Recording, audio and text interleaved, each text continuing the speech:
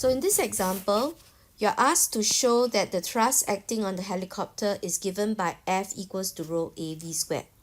So if you look at what this question wants, what we want is actually the force that's acting on the helicopter. But if you also read the question very carefully, you realize that no other information is given on the helicopter, and what we are given is in fact only the downward velocity v to a cylindrical column of air, and then everything is about this column of air and the density of the column of air. So the first thing we actually need to first understand is what's the relationship between this helicopter and the column of air. Now to do so, I'm going to first focus on the helicopter and draw the free body diagram for this helicopter. Now first, when we first analyze the helicopter, this is what we find.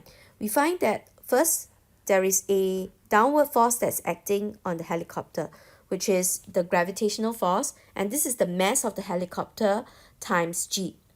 However, for this helicopter to hover simply means that the velocity is 0 and is staying at a constant height.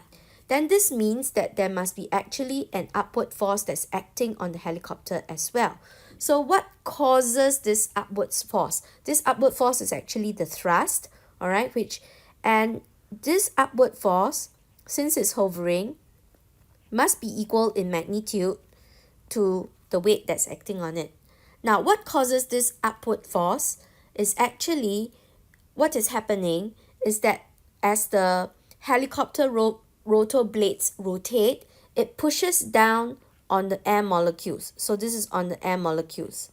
So in return, the air molecules will push up on the helicopter. So this is by Newton's third law. So the force, this is on the helicopter, is actually by the air molecules.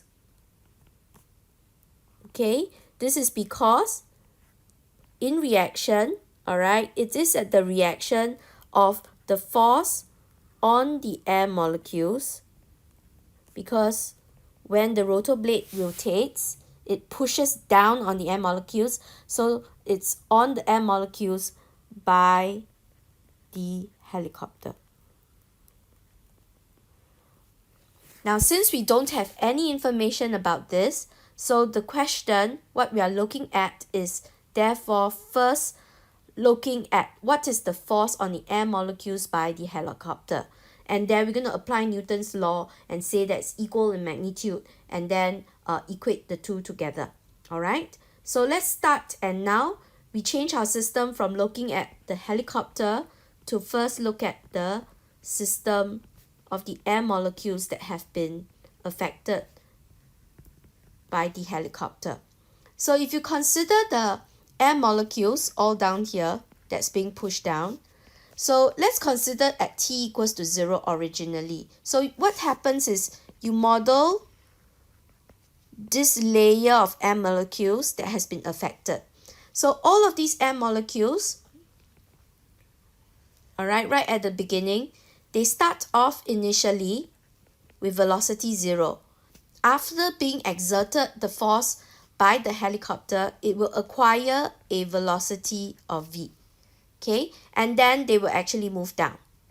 Now, in return, another set of air molecules will be in place, and then it will then continue to acquire another set of v. So after some time, assuming that it doesn't move away, you can model this. You will find that this amount of air would have been affected by the rotor blades of the helicopter. So they would all have actually acquired a downward velocity of v.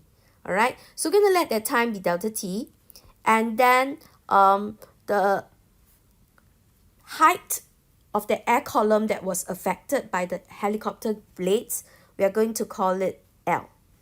Then the cross-sectional area corresponds to actually the cross-sectional area of this area that's being swept up by the rotor blades, and this is actually equals to A. Now we can find what is the force on the air molecules by the helicopter. Now that actually, by Newton's second law,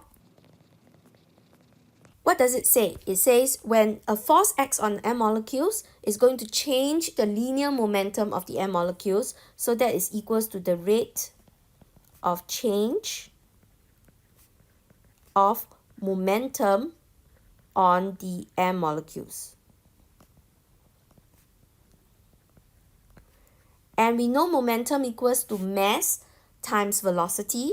So that would be equals to the final momentum of the M molecules, subtract the initial momentum of the M molecules, and divided by the time taken. So that's the average force acting on the M molecules. Now the final momentum of the all the M molecules would be the mass of all the M molecules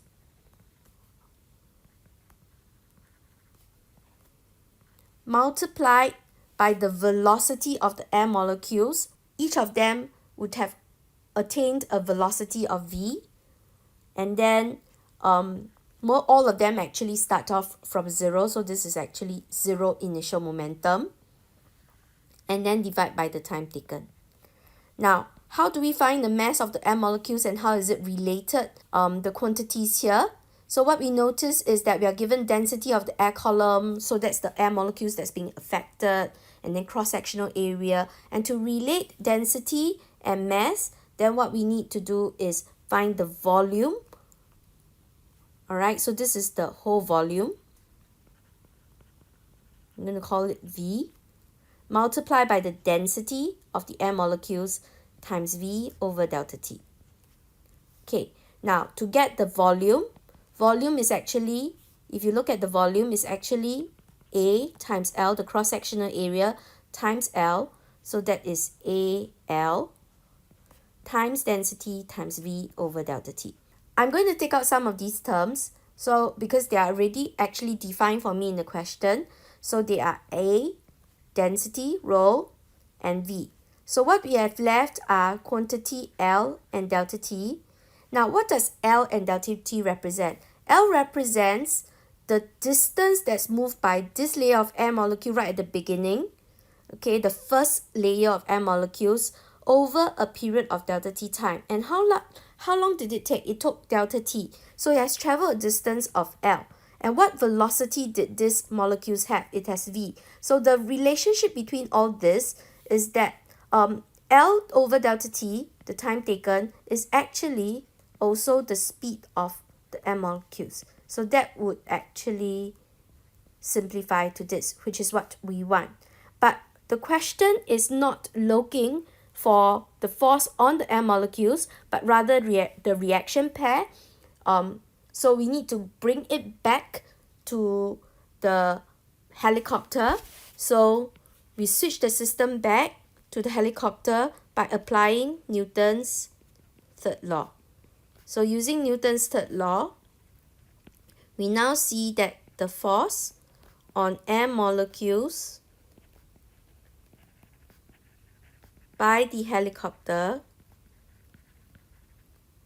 the magnitude is equals to the force on helicopter by the air molecules that have been pushed down.